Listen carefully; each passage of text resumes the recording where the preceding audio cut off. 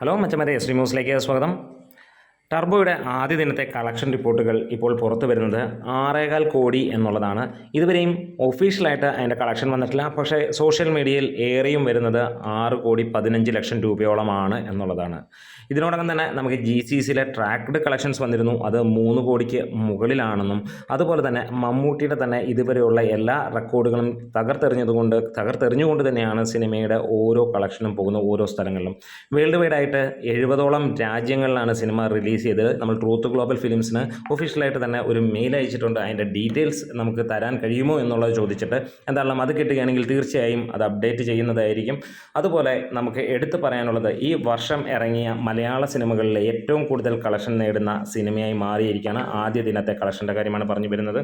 അങ്ങനെ മമ്മൂട്ടിയുടെ ടർബോ അതിഗംഭീരമായിട്ട് ഉള്ള ഒരു കാര്യമാണ് വരുന്നത്. ടർബോ 6,15,00,000 രൂപയ്ക്ക് മുകളിലാണ് വന്നിരിക്കുന്നത്. മലൈക്കോട്ടെ വാലിബൻ 5,80,00,000 രൂപയോളമാണ് വന്നിരിക്കുന്നതെങ്കിൽ ആടുജീവിതം 5,83,00,000 രൂപയും ഗുരുവായൂർ അമ്പലനടയിൽ 3,80,00,000 രൂപയും ഒക്കെ ആയിട്ടാണ് വന്നിരിക്കുന്നത്.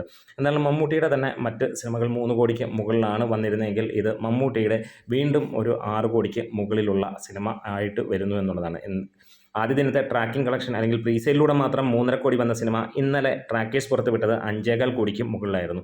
ഇനിയും ഒഫീഷ്യലായിട്ട് വരാനുണ്ട്. വേൾഡ് വൈഡ് ആയിട്ടല്ല, ഓൾ ഇന്ത്യ ബേസിൽ വരുമ്പോഴത്തേക്ക് 7.5 കോടിക്ക് അടുത്ത് എന്നുള്ളതാണ് നമുക്കറിയാൻ കഴിയുന്നത്. 1,02,00,000 രൂപയോളമാണ് റെസ്റ്റ് ഓഫ് ഇന്ത്യയിൽ നിന്ന് വന്നതായിട്ട് പറയപ്പെടുന്നത്. 214ഓളം എക്സ്ട്രാ ഷോകൾ ഉണ്ടായിരുന്ന സിനിമ ഗംഭീരമായിട്ടുള്ള ഒരു കളക്ഷനാണ് നേടിയിരിക്കുന്നത്. ഒരുപക്ഷേ ഈ സിനിമ 6.25 കോടിയാണെങ്കിൽ ഇതിനു മുമ്പ് നമ്മൾ ചരിത്രം പറഞ്ഞിരിക്കുന്ന പല സിനിമകളും അതിൻ്റെയൊക്കെ താഴെ ആയിരിക്കും. കാരണം കൃത്യമായ ട്രാക്കിംഗ് വന്നതുകൊണ്ട് തന്നെ പണ്ട് ട്രാക്കിംഗ് ഇല്ലാതെ ഇപ്പോഴും വമ്പന്മാരെന്ന് പറയുന്നതൊക്കെ ഫേക്ക് ആണെന്നുള്ള ഒരു കാര്യത്തിലേക്ക് ജനങ്ങൾക്ക് ചിന്തിക്കേണ്ടി വരും. കാരണം 75% ഒക്യുപ്പൻസിയിൽ 1,900-1,900 ഷോകൾ കേരളത്തിൽ ചാർട്ട് ചെയ്ത സിനിമയ്ക്ക് ലഭിച്ച കണക്കാണ് ഇപ്പോൾ പറയുന്നത്. അങ്ങനെയാണെങ്കിൽ ട്രാക്കിംഗ് ഇല്ലാത്ത കാലത്ത് പറഞ്ഞ സിനിമകളെല്ലാം വെറും തട്ടിപ്പായിരുന്നു എന്ന് ഇതോടെ പ്രൂവ് ചെയ്യുകയാണ്. അത് നിങ്ങൾക്ക് എങ്ങനെയും എടുക്കാം. പല ടൈപ്പ് ഫാൻസ് ഉണ്ടാവാം, പല ടൈപ്പ് ആളുകൾ ഉണ്ടാവാം. അത് നിങ്ങളുടെ ഇഷ്ടമാണ്. പക്ഷേ നിജമായിട്ടുള്ള ഒരു കാര്യം, ബാക്കിയെല്ലാം പോയി എന്ന് തന്നെ നമുക്ക് പറയാം. നമ്മുടെ വീഡിയോസ് ഇഷ്ടമായി സപ്പോർട്ട് ചെയ്യണം.